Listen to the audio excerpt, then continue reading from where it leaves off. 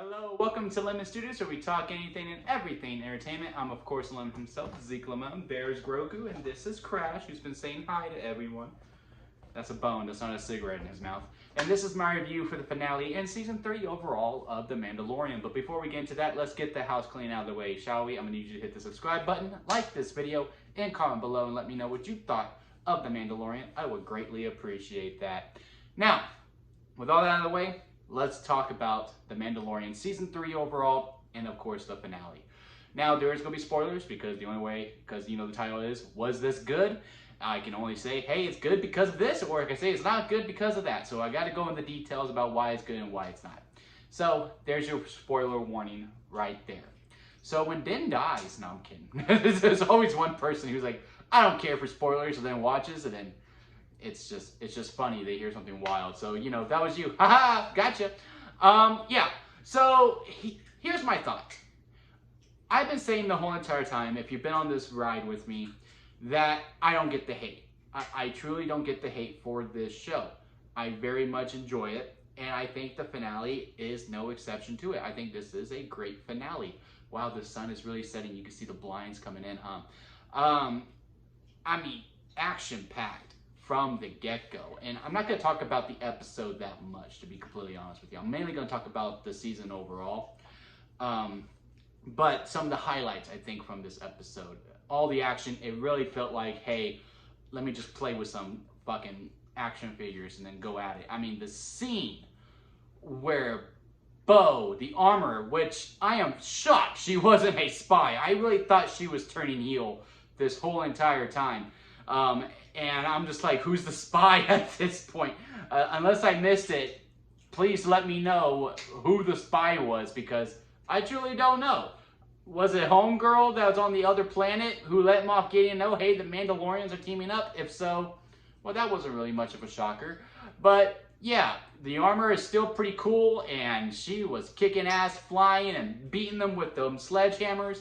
Bo flying with the darksaber and going off was a great time. And the whole Moff versus Din, and then Moff versus Bo, and oh crap, I can't remember the three red soldiers facing Grogu, then them three against Din, and then against Din and Grogu versus them. All the matchups were absolutely great. Loved everything about the fight, and Moff Gideon is finally dead once and for all. He's not. He'll come back. No one in Star Wars stays dead. You saw that at the end. IG-11 comes back to life after saying, yeah, no, that part you're never going to find it. Oh, yeah, well, there it is. Right there. I was like, okay, yeah. No one's ever dead. No one ever dies in Star Wars, and that's fine. Another part that I was shocked by, the darksaber gets broken. Like, I was like, that was such a big thing, and I really wanted Din to learn how to use it, because I really thought it was going to be this thing where it gets passed down to Grogu, and that's how this all really ends, is with Grogu being like half Jedi, half Mandalorian, and wields the darksaber and is going to take the next generation into the promised land. I really thought that's what we were building to. Clearly not, unless there's another darksaber, which there probably is. Let's be completely honest about it. So I was shocked by that, and it was just also cool seeing Grogu actually being a real true help. Like, he wasn't just to the side. Now, the ending. As much as I like the happy ending, I even like the final shot where they're just on their farm and Grogu's playing with the frogs and Din's just chilling. And I'm also glad Din finally just adopts him, and now we have Din Grogu.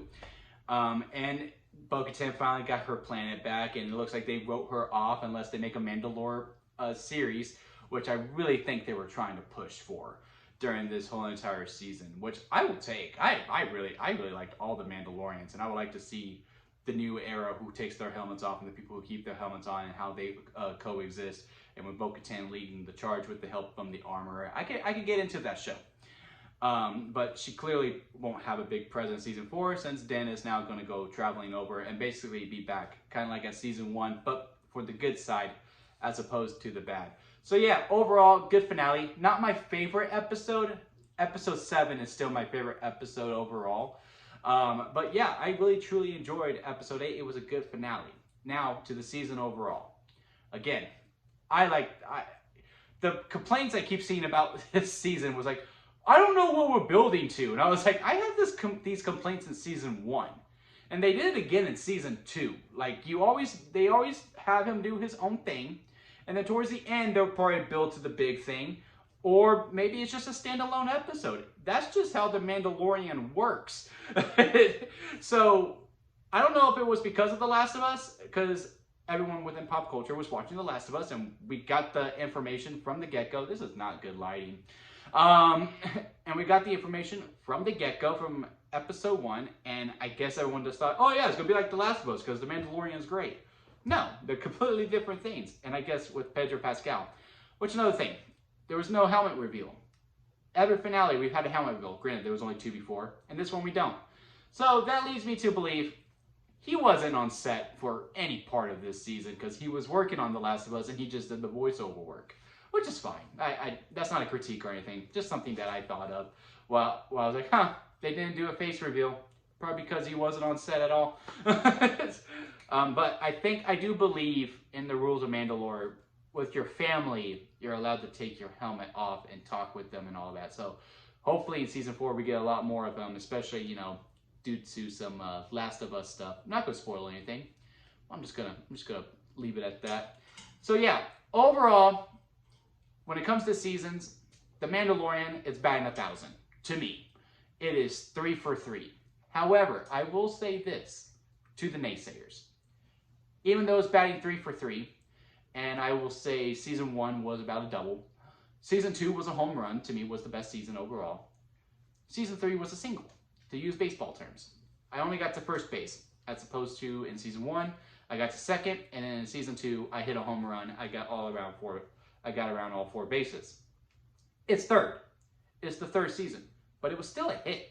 It was still a hit, and I had a really good time. I even liked the episode that everyone apparently hates, of when with Jack Black and Lizzo and Doc.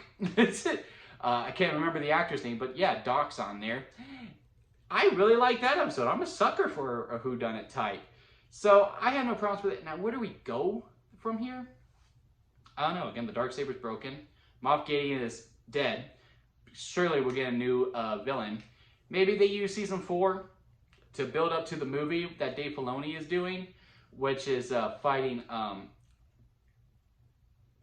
my god, Thrawn. Yeah, it completely left my mind, but it came back to me. Is building up to fighting Thrawn. I could see that, and I could also just see Den showing up in other shows right now, and just, you know, okay, so you need help with this? All right, that was my episode. I helped out with that task. I got my money, and I'm rolling out.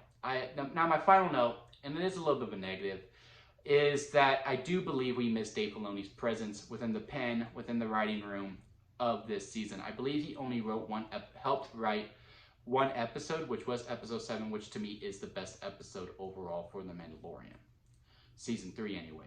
As opposed to in the previous season, he helped write throughout both seasons. I know he didn't have a hand in every episodes, but I know in episode 1 he helped with 1 and 2, and that's when he was still trying to get out of his animation type styling. But once he found his footing later on in season 1, because I do believe he helps write the finale and I believe the episode before. Correct me if I'm wrong. I haven't really done that much research on it. And in season 2, he was better with the pen as well. And he also directed an episode, which was a really good episode. And he didn't direct any episodes in this one. And again, he only has 1 writing credit. I know he overseen it, but I do think we need that presence within the writing room within season 4. Now that Ahsoka's done, maybe he can help focus with that. I would really like to see that, and I think the season could elevate more. But again, I cannot stress this enough. I really enjoyed the season. I really liked it. It's a recommendation from me. Give it a chance. If you heard the negativity and you're like, oh, I'm going to step away, give it a shot. It's nothing new that we have not seen from Mandalorian. And it is your typical run-of-the-mill Mandalorian, and you're going to have a good time. Now, was it as crazy as season 2, especially with that finale? No, but it doesn't have to be. It's, again, a very fun season.